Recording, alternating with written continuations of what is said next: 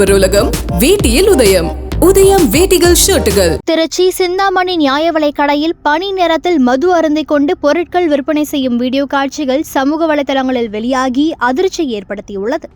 திருச்சியை சேர்ந்த சசிகலா என்பவர் தனது கணவர் தவச்செல்வனுடன் 27ஆம் தேதியன்று மாலை 5 மணி அளவில் திருச்சி புத்தூர் நால்ரோடு அருகில் சிந்தாமணி வளாகத்தில் உள்ள சிந்தாமணி கூட்டுறவு நியாய விலைக் கடையில் அரிசி வாங்க சென்றுள்ளார்.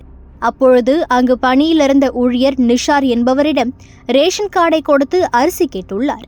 அப்போது நிஷாருக்கும் சசிகலாவிற்கும் இடையே வாக்குவாதம் ஏற்பட்டுள்ளது. அப்போது மது போதையில் இருந்த நிஷார் தரக்குறைவாக பேசி சசிகலாவின் ரேஷன் கார்டை வீசி எறிந்ததாகவும் கையில் இருந்த பீர் பாட்டிலுடன் மது அருந்தியபடியே சசிகலாவை தகாத வார்த்தைகளால் பேசியதாக சொல்லப்படுகிறது. பின்னர் மது பாட்டிலை அவர் கீழே வைத்தபோது சசிகலா தனது கணவரை அழைத்து அதனை செல்போனில் படம் பிடிக்கும்படி கூறியுள்ளார். எதற்கும் அசராமல் நிஷார் அந்த இடத்தை விட்டு நகராமல் அப்படியே அமர்ந்துள்ளார். கீழே வைத்த பீர் பாட்டிலை கூட அவர் மூடி மறைக்கவில்லை. பின்னர் அதனை வீடியோவாக பதிவு செய்து சசிகலா சமூக வலைதளங்களில் பரவ விட்டிருக்கிறார்.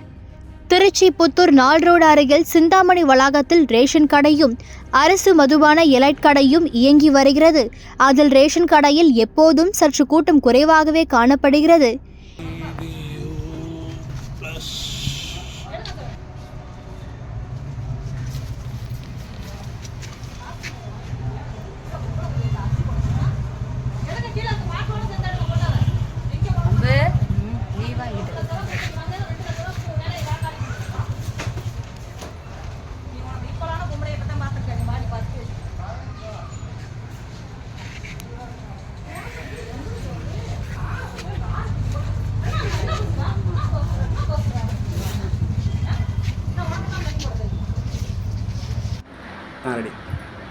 வணக்கம், என் பேர் சசிகலா, என் வீட்டுக்கார் பேர் தவச்செல்வன்.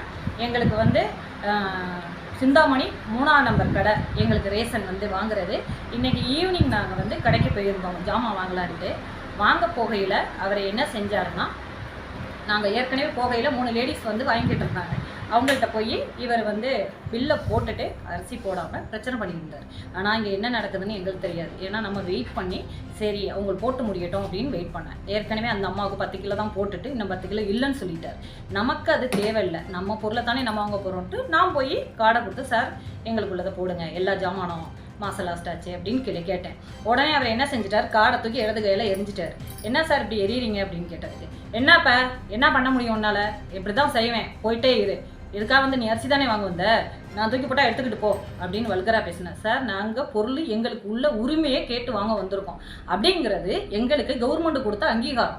எங்கள் பொருளை நாங்கள் இந்த கார்டுக்குள்ள பொருளை எங்களுக்கு கொடுங்க, அதெல்லாம் போட முடியாது, இப்போ என்னங்கிற, இதுக்கு மேலே என்ன உனக்கு மரியாதை கட்டுறோம், போயிட்டே இரு அப்படின்னு வல்கரா பேச ஆரம்பிச்சிட்டேன்.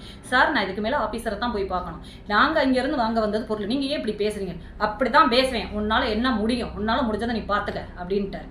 லேடிஸுங்கிறதுனால இப்படி பேசுறீங்களா சார், அப்படி தான் பேசுவேன், எந்த நேரமும் இப்படி தான் பேசுவேன், என்ன பண்ணலாம் அப்படின்னு சொல்லி கேட்டார். உடனே நான் மேலே இருக்க ஆஃபீஸருக்கு போய் இன்ஃபார்ம் பண்ணேன். சார் இந்த மாதிரி கடையில் பொருள் கேட்டோம் இப்படி பேசுகிறாங்க.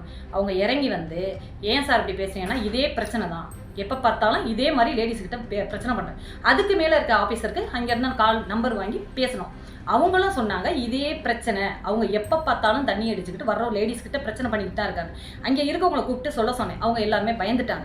வேணாம், இவர் இப்போவே இப்படி பேசுகிறாருன்னா நம்ம ஏதாவது போய் நம்ம ஏதாவது சொல்லையில் திருப்பி பிரச்சனை ஒன்றுவாருன்னு பயப்படுறேன். இப்படி எல்லாரும் பயந்துக்கிட்டு போனால் யாரு தான் கேட்கறது, எப்படி தான் கவர்மெண்ட்டுக்கு தெரியப்படுத்துறது, ஒரு லேடிஸ்க்கும் ஒரு செக்யூரிட்டி போட முடியுமா, பாதுகாப்பு கொடுக்க முடியுமா? நாங்கள் அங்கே நடக்கிற தப்பை எல்லாத்துக்கும் நாங்கள் தெரியப்படுத்தணும். இப்போ நாங்கள் கவர்மெண்ட்டுக்கு தெரியப்படுத்துகிறோம். இதுக்கு மேலே எந்த அதிகாரி ஆக்ஷன் எடுப்பீங்களோ, 24 மணி நேரமும் குடிச்சுக்கிட்டு இருக்கிற இவர்கிட்ட போய் நாங்கள் லேடிஸ் எப்படி பொருள் வாங்க முடியும்? அப்போ கவர்மெண்ட்டை நம்பி நீங்கள் கொடுத்த அங்கீகாரத்துக்கு எங்களுக்கு மரியாதை இல்லைங்கையில் நாங்கள் உங்கள்கிட்ட தான் கேட்க முடியும்.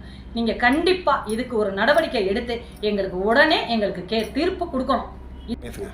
இப்போ போய் நாங்கள் போகிற நேரத்துக்கு என்ன பண்ணாருன்னா, நல்ல பீர் பாட்டில் தண்ணி அடிச்சுக்கிட்டு இருந்தார். தண்ணி அடிச்சுக்கிட்டு இருந்த நிமிஷத்தில் என்ன பண்ணிட்டாரு, நாங்கள் போய் கேட்டு இவ்வளோ பிரச்சனை நடந்தோன்னே கீழே வச்சுட்டு அந்த பாட்டிலை மறைச்சு கூட வைக்கல, ஒரு நல்ல பப்ளிக்கில் ஓப்பனில் வச்சுருக்காரு. ஆமாம் நான் தண்ணி தான் அடிக்கிறேன், என்ன பண்ண முடியும்னு ஒரு ஹெட்வைட்டான ஒரு போஸ்ட் கொடுத்தாரு.